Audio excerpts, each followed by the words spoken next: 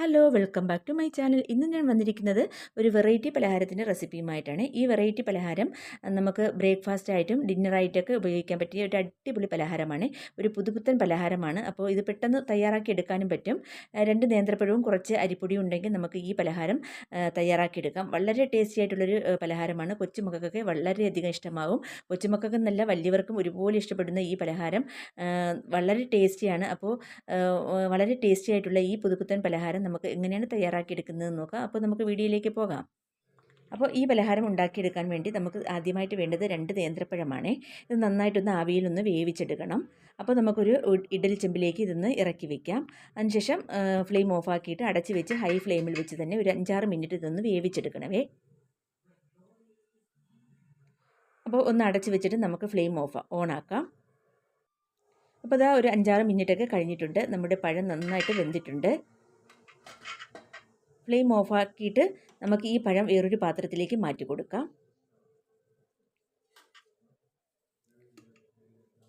ഇനി നമുക്ക് ഈ പഴം നന്നായിട്ടൊന്ന് തണുപ്പിച്ച് എടുക്കണം. അതിനുവേണ്ടി ഒരു പാത്രത്തിലേക്ക് മാറ്റി കൊടുക്കാം. അപ്പോൾ ഇതാ 2 പഴവും ഞാൻ ഒരു പാത്രത്തിലേക്ക് മാറ്റി കൊടുത്തിട്ടുണ്ട്. ഇനി നമുക്കിതൊന്ന് ആറിക്കിട്ടണം. അതിനുവേണ്ടി ഒന്ന് 2ആയിട്ട് കട്ട് ചെയ്ത് വെക്കാം.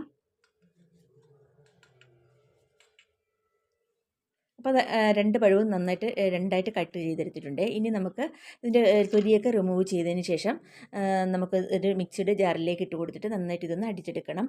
അപ്പോൾ ഞാൻ തൊലിയൊക്കെ നീക്കം ചെയ്തിട്ട് അതിൻ്റെ നടുക്കുള്ള ആ കറുത്ത പോർഷനൊക്കെ മാറ്റി കളഞ്ഞിട്ടുണ്ട്. ഇനി നമുക്കൊരു മിക്സിയുടെ ജാറിലേക്ക് ഇത് വെച്ച് കൊടുക്കാം. ഇനി നമുക്കിത് നന്നായിട്ടൊന്ന് അരഞ്ഞ് കിട്ടാൻ വേണ്ടി നമുക്ക് ഇതിലേക്ക് ഒരു 1/4 ഗ്ലാസ് വെള്ളവും കൂടി ഒഴിച്ച് കൊടുക്കാവേ. ഇനി അടച്ച് വെച്ച് നന്നായിട്ട് ഇതൊന്ന് അരച്ചെടുക്കാം. ഒരു 30 സെക്കൻഡൊക്കെ അരച്ചെടുത്താൽ മതിയേ. അപ്പോൾ അതാ നമ്മുടെ പഴം നന്നായിട്ട് അരച്ചെടുത്ത് വന്നിട്ടുണ്ട്. ഇത് നമുക്കൊരു ബൗളിലേക്ക് മാറ്റി കൊടുക്കാം.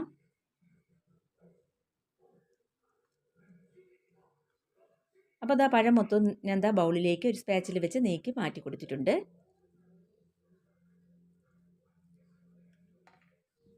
ഇനി നമുക്കിതിലേക്ക് ഒരു 1/2 കപ്പ് വറുത്ത അരിപ്പൊടി, നമ്മുടെ പത്തിരിക്കും ഇടിയപ്പത്തിനൊക്കെ എടുക്കുന്ന പൊടിയാണേ, അത് നമുക്ക് 1/2 കപ്പ് ഇതിലേക്ക് ഇട്ട് കൊടുക്കാം. ഇനി ഇതിലേക്ക് ആവശ്യത്തിനുള്ള കുറച്ച് ഉപ്പിട്ട് കൊടുക്കാം. കുറച്ച് ഉപ്പിട്ട് കൊടുത്താൽ മതി കേട്ടോ. നമുക്ക് പഴം ചേർത്തിരിക്കുന്നതുകൊണ്ട് മധുരം ഒന്ന് ബാലൻസ് ചെയ്യാൻ വേണ്ടി കുറച്ചുപ്പ്, ഒരു 1/4 ടീസ്പൂൺ ഉപ്പിട്ട് കൊടുക്കാം. അതുപോലെ തന്നെ 1/4 ടീസ്പൂൺ ഏലക്ക പൊടിച്ചതും കൂടി ഇട്ട് കൊടുക്കാം. ഇനി എല്ലാം കൂടി നന്നായിട്ട് മിക്സ് ചെയ്തെടുക്കാം.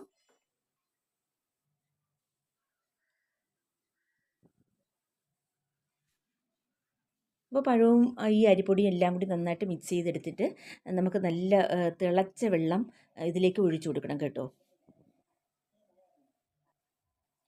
ഇനി നമുക്ക് ആദ്യം ഒരു 1/2 കപ്പ് തിളച്ച വെള്ളം ഇതിലേക്ക് ഒഴിച്ചു കൊടുക്കാം. അപ്പോൾ ഞാൻ മൊത്തത്തിൽ ഒഴിച്ചു കൊടുത്തില്ല, ഒന്ന് നോക്കി നമുക്ക് ഇതിലേക്ക് കുറേശ്ശെ ഒഴിച്ചു കൊടുക്കാവേ. അപ്പോൾ ഒരു കപ്പ് മൊത്തത്തിൽ ഞാൻ ഒഴിച്ചു കൊടുത്തിട്ടുണ്ട്. ഇനി നന്നായിട്ടൊന്ന് ഇളക്കി കൊടുക്കാം. അപ്പോൾ അതാ നന്നായിട്ടൊന്നും എല്ലാ ഭാഗത്തും വെള്ളം എത്തിയിട്ടില്ല. അപ്പോൾ നമുക്ക് ഒരു 1/2 കപ്പും കൂടി എടുക്കാവേ. എന്നിട്ട് അതിൻ്റെ പകുതിയും കൂടി ഒഴിച്ചു കൊടുക്കാം. എന്നിട്ട് വീണ്ടും ഒന്ന് ഇളക്കി കൊടുക്കാം.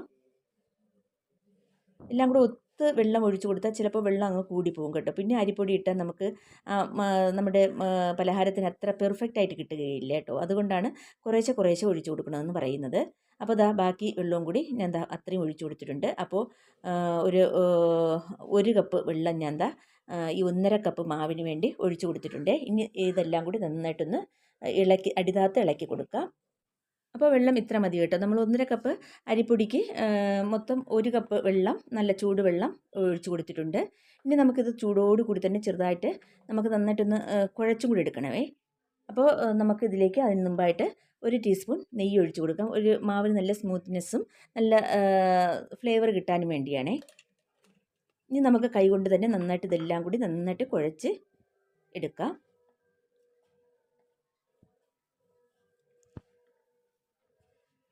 അപ്പോൾ അത് 2-3 മിനിറ്റൊക്കെ ഒന്ന് കുഴച്ച് കൊടുത്തപ്പോൾ നമ്മുടെ മാവ് നന്നായിട്ട് കുഴഞ്ഞ് കിട്ടിയിട്ടുണ്ടേ.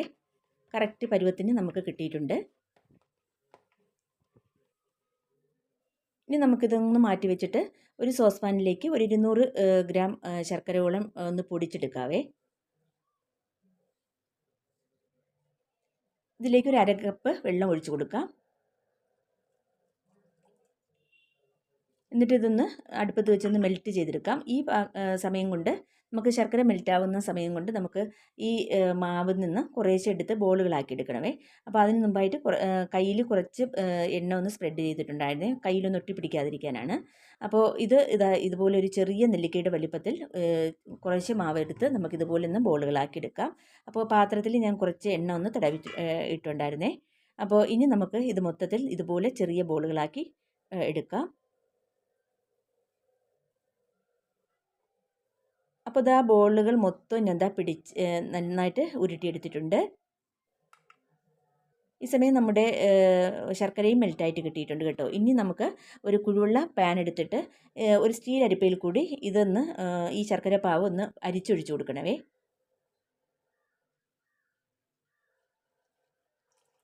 അപ്പോൾ നമ്മുടെ ബോളിനനുസരിച്ചുള്ള വെള്ളം, മുങ്ങി നിൽക്കത്തക്ക വിധത്തിലുള്ള വെള്ളം വേണം. അപ്പോൾ ഇത്ര പോരാ. ഞാനൊരു ആദ്യം ഒരു 1/2 ഗ്ലാസ് ഒഴിച്ച് കൊടുത്തിട്ടുണ്ടായിരുന്നു. പിന്നീട് അടുപ്പിലേക്ക് വെച്ച് കൊടുത്തിട്ട് പിന്നെയും കൂടി ഒരു 1/2 ഗ്ലാസ് കൂടി ഒഴിച്ച് കൊടുത്തിട്ടുണ്ടായിരുന്നേ. അങ്ങനെ 1 ഗ്ലാസോളം ഞാൻ വെള്ളവും കൂടി ഒഴിച്ച് കൊടുത്തിട്ടുണ്ടായിരുന്നു. ഈ ബോളുകളെല്ലാം ഒന്ന് മുങ്ങി നിൽക്കത്തക്ക വിധത്തിലുള്ള വെള്ളം വേണമേ. അപ്പോൾ അത് നന്നായിട്ട് തിളച്ചിട്ടുണ്ട്. നല്ല ഹൈ ഫ്ലെയിമിൽ വെച്ച് നന്നായിട്ട് തിളപ്പിച്ചെടുത്തിട്ടുണ്ട്. ഇനി നമുക്ക് പിടിച്ച് വെച്ച ബോളുകൾ ഓരോന്നായിട്ട് ഇതിലേക്ക് ഇട്ട് കൊടുക്കാം. ആദ്യം കുറേശ്ശെ ഇട്ട് കൊടുത്തിട്ട് പിന്നെ ഞാൻ മൊത്തത്തിലങ്ങ് തട്ടിക്കൊടുത്തേ. അപ്പോൾ തട്ടിക്കൊടുത്തതിന് ശേഷം പിന്നെ നമ്മൾ ഒരു 2 മിനിറ്റ് നമ്മൾ ഇതൊന്ന് ഇളക്കിയൊന്നും കൊടുക്കരുത് കേട്ടോ. സ്പൂണൊന്നും ഇട്ട് ഇളക്കരുത്. അപ്പോൾ ഈ ബോളുകളൊക്കെ പൊട്ടിപ്പോകും. അപ്പോൾ നന്നായിട്ടൊന്ന് തിളച്ച് ഒരു 2 മിനിറ്റ് നേരം തിളച്ചതിന് ശേഷം മാത്രമേ പിന്നെ നമ്മൾ ഇളക്കി കൊടുക്കാവൂ. അങ്ങനെ ഞാൻ 2-3 പ്രാവശ്യം ഒന്ന് ഇളക്കി കൊടുത്തിട്ടുണ്ടായിരുന്നേ. ഇപ്പോൾ നമ്മുടെ ശർക്കരപ്പാവൊക്കെ ഏകദേശം വരാറായിട്ടുണ്ട്. ആ ബോളിലൊക്കെ നന്നായിട്ട് ശർക്കരപ്പാവ് പിടിച്ച് വന്നിട്ടുണ്ട്. കുറച്ചും കൂടി ഒന്ന് വറ്റി കിട്ടട്ടെ. ഒരു നൂൽ പരുവമാകുമ്പോൾ നമുക്ക് ഇതിലേക്ക് തേങ്ങാപ്പാൽ ഒഴിച്ച് കൊടുക്കണം കേട്ടോ. അപ്പോൾ ഇതൊന്ന് അടച്ച് വയ്ക്കാം. അപ്പോൾ ഇതാ വീണ്ടും ഞാൻ തുറന്നു. നമ്മുടെ ശർക്കരപ്പാവൊക്കെ നന്നായിട്ട് ഒന്ന് വറ്റി ആ ബോളിലൊക്കെ നന്നായിട്ട് പിടിച്ച് വന്നിട്ടുണ്ട്. ഒന്ന് ഇളക്കി കൊടുക്കാം. ഇനി നമുക്ക് അടുത്തതായിട്ട് ചെയ്യേണ്ടത് ഒരു മീഡിയം സൈസ് തേങ്ങാപ്പാലാണേ. അത് നമുക്ക് 1-ാം പാലും 2-ാം പാലും കൂടി ഒത്തെടുക്കാം. അത് നമുക്കിതിലേക്ക് ഒഴിച്ചു കൊടുക്കാം. അപ്പോൾ അതാ തേങ്ങാപ്പാൽ നമുക്കിതിലേക്ക് ഒഴിച്ചു കൊടുക്കാവേ.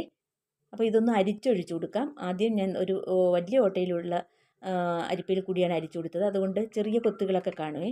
അപ്പോൾ അതൊന്ന് മാറ്റാൻ വേണ്ടി വേറൊരു അരിപ്പയിൽ കൂടിയും കൂടി ഒന്ന് അരിച്ച് ഒഴിച്ചു കൊടുക്കാം.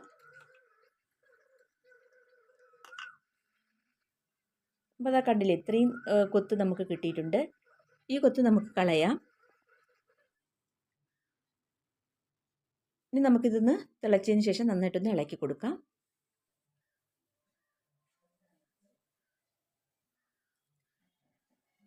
അപ്പോൾ നന്നായിട്ട് തിളച്ചിട്ടുണ്ട്. അപ്പോൾ നമ്മുടെ ചാറ് നന്നായിട്ടൊന്ന് നെടുവിയാണ് ഇരിക്കുന്നത് കേട്ടോ. ഒന്ന് ലൂസായിട്ടാണ് ഇരിക്കുന്നത്. ഇതിരി കുറച്ചും കൂടി ഒന്ന് കുറുക്കിയെടുക്കണം. അതിനുവേണ്ടി 1 ടേബിൾ സ്പൂൺ അരിപ്പൊടി ഇതുപോലെ തന്നെ 2 ടേബിൾ സ്പൂൺ വെള്ളത്തിലൊന്ന് മിക്സ് ചെയ്തിട്ട് അതും കൂടി ഒഴിച്ചു കൊടുക്കുന്നുണ്ട്. അതിന് മുമ്പായിട്ട് കുറച്ച് ഏലക്കപ്പൊടി ഞാൻ ഇതിലേക്ക് ഇട്ട് കൊടുത്തിട്ടുണ്ട്. ഒരു 1/4 ടീസ്പൂൺ ഏലക്കപ്പൊടി ഇട്ട് കൊടുത്തിട്ടുണ്ട്. ഇനി ഞാൻ പറഞ്ഞതുപോലെ തന്നെ അരി മിക്സ് ചെയ്തതാണ്, വെള്ളത്തിൽ മിക്സ് ചെയ്തത്, അത് ഒഴിച്ചു കൊടുത്തിട്ടുണ്ട്.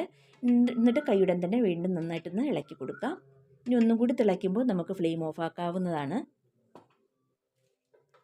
അപ്പോൾ ഇതാ നന്നായിട്ട് തിളച്ച് നന്നായിട്ടൊന്ന് കുറുവി കിട്ടിയിട്ടുണ്ട്. ഈ സമയം നമുക്ക് ഇത്തിരി കൂടി ഫ്ലേവറിനും നല്ലൊരു ഇതിന് വേണ്ടി, രുചിക്കും വേണ്ടി നമുക്ക് 1 ടീസ്പൂൺ നെയ്യും കൂടി ഒഴിച്ചു കൊടുക്കാം.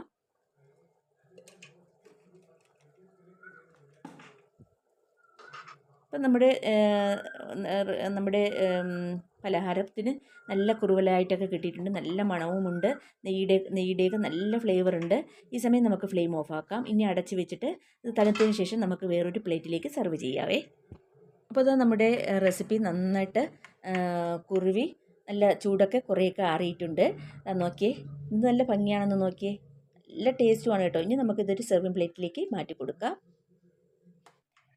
കാണുമ്പോൾ തന്നെ നല്ല ഭംഗിയാണ്, കഴിക്കാൻ അതിലേറെ സ്വാദിഷ്ടവുമാണ്. നമ്മുടെ കൊച്ചുമക്കൾക്കൊക്കെ വളരെയധികം ഇഷ്ടമാവും കേട്ടോ. അവർ കഴിക്കുന്തോറും ചോദിച്ച് ചോദിച്ച് വാങ്ങിച്ച് കഴിക്കും. അത്രയ്ക്ക് ടേസ്റ്റാണ്. അപ്പോൾ ഇതാ നമ്മുടെ പലഹാരം മൊത്തവും ഞാൻ ഒരു സെർവിങ് പ്ലേറ്റിലേക്ക് മാറ്റിയിട്ടുണ്ട്. വളരെ സ്വാദിഷ്ടകരമായ ഒരു പലഹാരമാണ്. അപ്പോൾ എല്ലാവരും ഒന്ന് ട്രൈ ചെയ്യുക. എന്നിട്ട് നിങ്ങളുടെ അഭിപ്രായങ്ങളൊക്കെ കമൻറ്റ് ബോക്സിൽ എഴുതി അറിയിക്കുക. ഇത് പിറ്റുന്നത്തേക്ക് നല്ല ടേസ്റ്റാണ് കേട്ടോ കഴിക്കാൻ. വെച്ചിരുന്ന് കഴിക്കാൻ നല്ല ടേസ്റ്റാണ്. അപ്പോൾ ബ്രേക്ക്ഫാസ്റ്റ് ആയിട്ടും ഡിന്നറായിട്ടൊക്കെ ഉപയോഗിക്കാൻ പറ്റിയ ഒരു അടിപൊളി പലഹാരമാണ്. ഒരു പുതുപുത്തൻ പലഹാരമാണ്. അപ്പോൾ എല്ലാവർക്കും വീഡിയോ ഇഷ്ടമായെന്ന് വിചാരിക്കുന്നു. ഇന്നത്തെ വീഡിയോ ഇഷ്ടമായെങ്കിൽ ലൈക്ക് ചെയ്യാനും ഷെയർ ചെയ്യാനും കമൻറ്റ് ചെയ്യാനൊന്നും മറന്നു പോകരുതേ. പിന്നെ എൻ്റെ വീഡിയോ ആദ്യമായിട്ട് കാണുന്ന കൂട്ടുകാരും കണ്ടിട്ട് ഇതുവരെ സബ്സ്ക്രൈബ് ചെയ്യാത്ത കൂട്ടുകാരും ഉണ്ടെങ്കിൽ പ്ലീസ് ഒന്ന് സബ്സ്ക്രൈബ് ചെയ്തൊന്ന് സപ്പോർട്ട് ചെയ്യണേ. ആ തൊട്ടടുത്ത ബെൽ ബട്ടനും കൂടി ഒന്ന് പ്രസ് ചെയ്ത് ഓളുന്ന ഓപ്ഷനും കൂടി എനേബിൾ ചെയ്താൽ ഞാൻ ചെയ്യുന്ന എല്ലാ വീഡിയോസിൻ്റെയും നോട്ടിഫിക്കേഷൻ കറക്റ്റായിട്ട് നിങ്ങൾക്ക് എത്തും. അപ്പോൾ പ്ലീസ് സബ്സ്ക്രൈബ് ചെയ്തൊന്ന് സപ്പോർട്ട് ചെയ്യുക. നിങ്ങളുടെ സപ്പോർട്ട് ഉണ്ടെങ്കിൽ മാത്രമേ നമുക്ക് മുന്നോട്ട് പോകാൻ കഴിയുള്ളൂ. തുടർന്ന് നിങ്ങളുടെ സപ്പോർട്ട് ഉണ്ടാകുമെന്ന് പ്രതീക്ഷിക്കുന്നു. ഇതുപോലുള്ള നല്ല വീഡിയോസുമായി വീണ്ടും വരാം. അതുവരേക്കും എല്ലാവർക്കും താങ്ക്